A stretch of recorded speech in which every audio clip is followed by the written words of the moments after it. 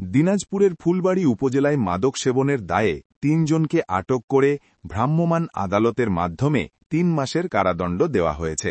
গতরাতে ফুলবাড়ীর রেলগেট সেনা মার্কেট এলাকার সামনে থানা পুলিশ তাদের আটক করে। পুলিশ জানায়, মাদক সেবনের পর ওই ৩ ব্যক্তি অটোরিকশা চালিয়ে পুলিশের গাড়িতে ধাক্কা দেয় এবং অশালীন আচরণ করে। পরে পুলিশ তাদের ঘটনাস্থল থেকেই গ্রেপ্তার করে থানায় নিয়ে যায়। শনিবার ৬ ডিসেম্বর দুপুর ১২টায় ঢাকা মোড় শাপলা চত্বরের সামনে নির্বাহী ম্যাজিস্ট্রেট ও সহকারী কমিশনার ভূমি সামিউল ইসলাম ভ্রাম্যমাণ আদালত পরিচালনা করেন। আদালত ৩ জন অভিযুক্তকে ১০০ টাকা জরিমানা এবং ৩ মাসের করে কারাদণ্ড দেন।